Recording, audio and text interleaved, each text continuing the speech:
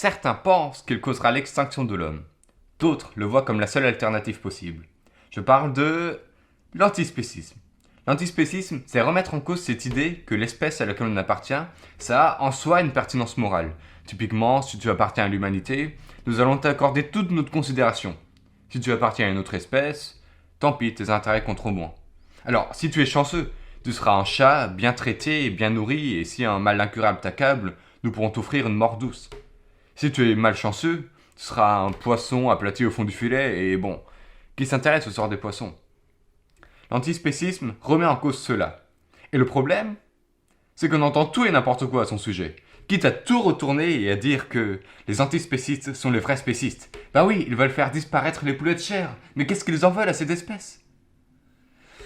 Dans cette vidéo, nous allons atomiser 3 idées reçues sur l'antispécisme. Accrochez-vous.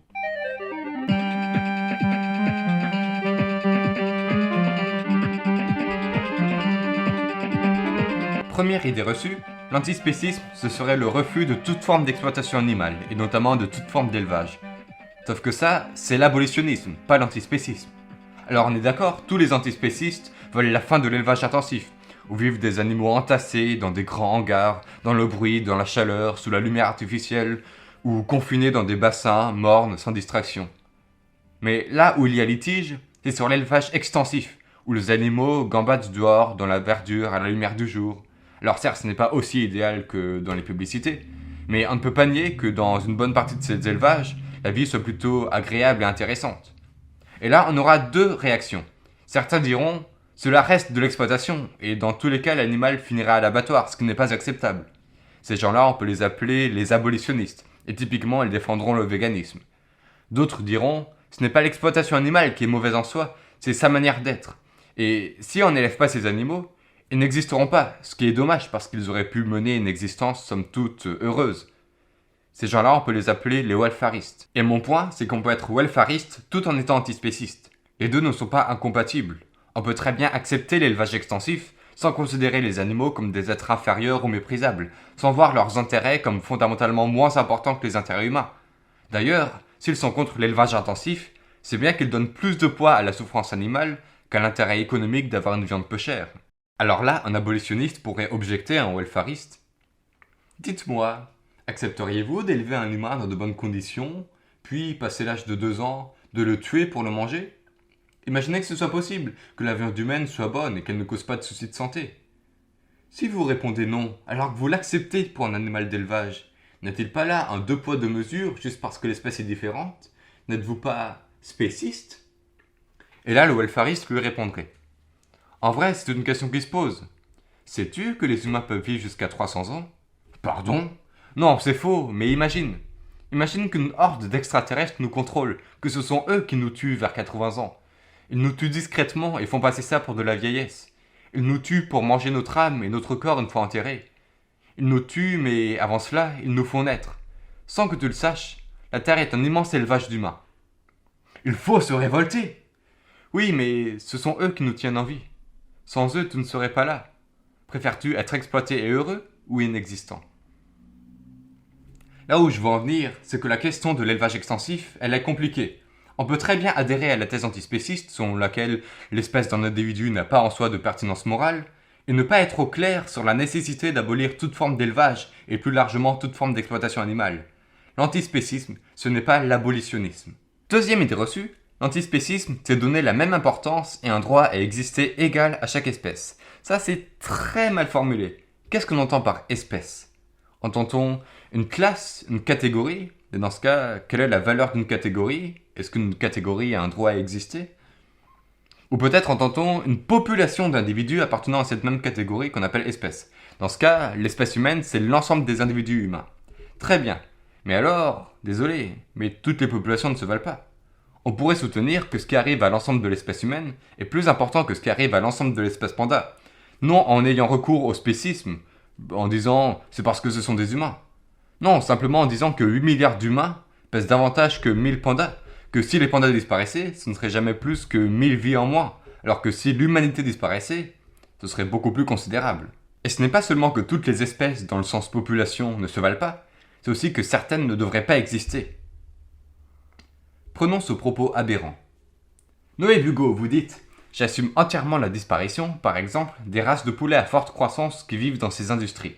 Ce qui est spéciste, enfin pas exactement, ce n'est pas l'espèce qui disparaît, mais on se comprend. Ce qui est spéciste par définition, on est bien d'accord. Mais pas du tout. Ce n'est pas qu'ils sont une sale race impure qui mérite de périr, c'est juste qu'ils ne vivent pas une vie d'enfer. Enfin, que leur vie c'est l'enfer, que si c'est pour exister dans des cages ou comprimés à 24 par mètre carré, ça ne vaut vraisemblablement pas la peine. Vouloir la disparition d'une race ou d'une espèce, ce n'est pas spéciste en soi. La question c'est toujours, pourquoi le veut-on? Troisième idée reçue, et des plus tenaces, l'antispécisme, c'est donner une valeur égale à chaque vie.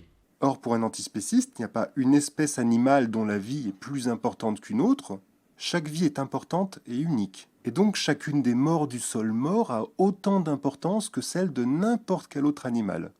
Une vie, c'est une vie, un point, c'est tout. Que ce soit la vie d'un ver de terre ou la vie d'un cheval. Mais soyons rigoureux. Qu'est-ce qu'on entend par vie?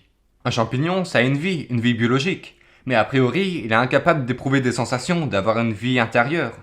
Si tu le coupes, il s'en fiche. Alors que si tu casses deux pattes à un canard, il va souffrir. Le canard, il est doté d'une faculté qu'on appelle la sentience. On pourrait estimer, à minima, que la vie des êtres sentients, comme les humains, les oiseaux, les poissons, certains insectes, a plus de valeur que la vie des êtres non sentients, comme les bactéries, les algues ou les arbres. D'ailleurs, est-ce que ces derniers ont vraiment une vie? Un arbre, il permet à des oiseaux et des insectes de mener leur vie dessus, mais l'arbre lui-même ne vit pas si ce n'est qu'il effectue des processus biologiques. Mais maintenant la question c'est, est-ce que la vie d'un être sentient vaut celle d'un autre être sentient? On pourrait défendre l'idée que chaque individu sentient a une âme qui lui confère une valeur inhérente, une dignité, et que cette dignité est égale pour tous. Mais on peut aussi soutenir que certaines vies sont plus riches, plus longues, plus fournies, plus intéressantes que d'autres.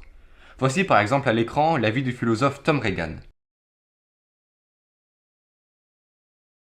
Et ça, ce n'est pas un raisonnement spéciste. Si je tue un cheval, je lui enlève des décennies à gambader dans les prés ou à former des relations avec ses pairs. Si je tue un ver de terre, je lui enlève quelques mois à remuer le sol, sachant qu'on ne sait même pas si les vers de terre sont sentients. Mais ça implique aussi que certaines vies humaines ont moins de valeur que d'autres vies animales. Par exemple, une personne qui va mourir dans un jour, ou bien un comateux incurable. Qu'ont-ils encore à vivre? Au fond, ne vaut-il pas mieux connaître une longue et belle vie de rat qu'une courte et morose vie humaine? Si cette conclusion vous répugne, et je sais qu'elle en répugnera beaucoup, il y a deux possibilités. Soit on estime qu'aucune vie humaine ne saurait être comparée à celle d'un autre animal, mais ce serait revenir à du spécisme, et le spécisme, je l'ai expliqué dans cette vidéo, ne tient pas la route philosophiquement. Soit on estime qu'il n'y a pas à hiérarchiser les vies entre elles, ni parmi les humains, ni entre les humains et les autres êtres sentients, ce qui revient à la première option que j'ai évoquée. Autrement dit, l'antispécisme n'implique pas que toutes les vies se valent, mais si elles ne se valent pas, l'humain n'est pas forcément au sommet. Je vous laisse quelques instants pour digérer cela.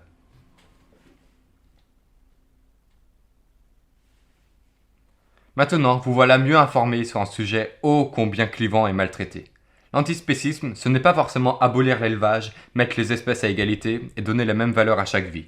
C'est, pour le dire au plus simple, arrêter les raisonnements à base de « je suis humain donc ». C'est modeste, mais c'est puissant. Et alors, à quoi ressemblerait une société antispéciste? Ça pourrait être l'objet de ma prochaine vidéo, mais il y a trop de possibilités. Non, ce qu'on va faire, c'est partir sur un autre sujet qui va nous emmener loin. L'écologie.